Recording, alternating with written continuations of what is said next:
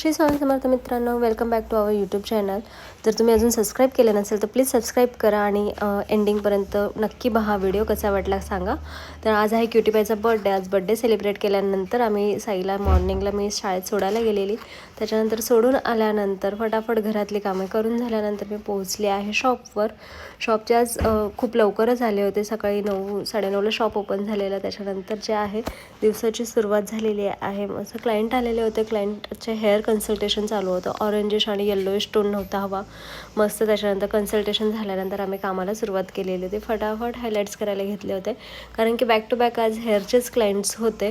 त्याच्यानंतर माहिती नव्हतं की आज असं सडनली एखादा सरप्राईज भेटणार आहे। बॅक टू बॅक हेअरचे काम करत असताना अचानक जे क्लायंट्स आले होते, मला त्यांचा कॉल आलेला, त्यांना ॲड्रेस सापडत होता।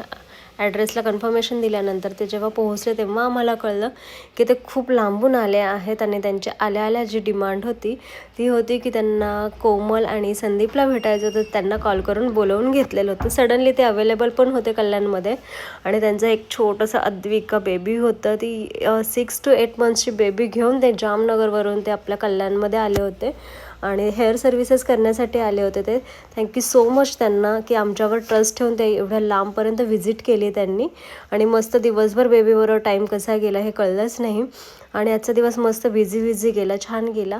मस्त फोटो सेशन झाल्यानंतर अगेन क्लायंटचे सगळं जे सर्व्हिसेस आहेत ते कंप्लीट करून घेतलेल्या होत्या। क्लायंट 3 to 4च्या मध्ये आलं होतं आणि खूप लेट झालं होतं बेबीमुळे। आम्हाला 10-10:30 वाजले होते। रात्रीचे क्लायंट्स आटपून झाल्यानंतर थोडंसं हेड मसाज करून घेतला आणि त्याच्यानंतर जे आहे पॅकअप केलं। कसा वाटला आजचा ब्लॉग कमेंट्समध्ये मला नक्की सांगा। Thank you so much for watching this video.